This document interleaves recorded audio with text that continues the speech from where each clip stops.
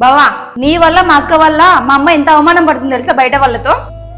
అయినా ఏంది బావా నువ్వు మా అమ్మ బిజినెస్ పెట్టిస్తానంటే ఎందుకు వద్దన్నావు? నాకు ఒకటి సొంత పైకి రావాలని ఇష్టం లేదు లక్ష్మి. నా ఓన్గా నా సొంతంగా నేను బతకాలి. ఇవన్నీ చెప్పడానికి బాగుంటాయి బావా, కానీ బతకడానికి ఎందుకు పనికిరావు. ఒకరి మోచేతి కింద నీళ్ళలాగే బ్రతికే బతుకు కంటే నేను నా సొంతంగా బతికే బతుకు నాకు ఎంతో ఆనందాన్ని ఇస్తుంది. నేను కూడా చూస్తాలే ఎంత మాత్రం నీతిగా బతుకుతావో. ఈ లక్ష్మి వాళ్ళ బావకి నీతి కొటేషన్లతో మనసు మార్చి బిజినెస్ పెట్టిస్తుంది. ఈ పాపని ఎలాగైనా నేను డైవర్ట్ చేయాలి.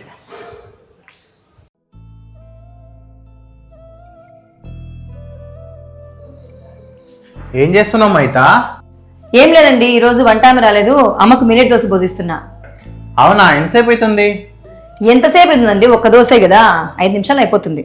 ఏంది ఒక్క దోశ తింటారా మీ అమ్మ? అమ్మ డైట్ లో ఉంది కదండి, ఒక్క దోశ మాత్రమే తింటుంది. మళ్ళీ డ్రై ఫ్రూట్స్ ఏవో తింటా ఉంటుంది.